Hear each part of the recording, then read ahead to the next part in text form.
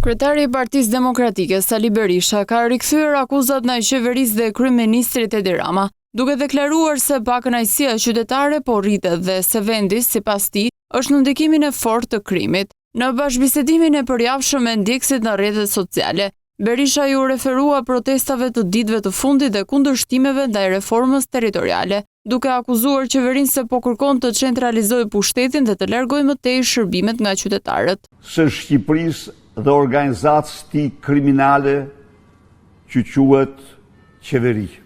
Krahas protestës më të fuqishme në 35 vitet e fundit të 10 mijëra qytetarëve dhe trive në rrugët e Tiranës, prej 15-20 ditësh në një seri qytetësh të vendit, qytetarët protestojnë kundër zhdukjes arbitrare tiranike. Kryeudemokrat komentoi edhe mungesën e tij në protestat qytetare, duke shpjeguar se nuk dëshiron t'u jap atyre karakter partijak. Për sa kohë protestat ketë karakterin qytetar, unë gjykoj se nuk duhet të dalë. Për arsye se, jemi sinqert, kjo do të kuptoj si një përpjekje për partizimin e protestës. Në një tjetër çështje, Berisha kundërshtoi sërish idenë për krijimin e një shteti sovran Bektashi, duke argumentuar se bie ndesh me karakterin laik të shtetit shqiptar.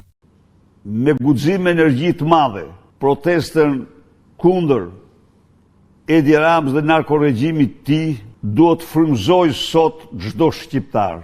Shfrytëzoj këtë rast për të bërë thirrje demokratëve të Tiranës, por dhe të mbarë Shqipërisë, por në veçanti të Tiranës, që të shndrojnë shtatorin me pjesëmarrjen e tyre në protestën qytetare në muajin e goditjes vendimtare të regjimit anti-shqiptar, të regjimit diktatorial, autokratik, të narkoregjimit të Edi Ramës dhe të shkojmë si një kom.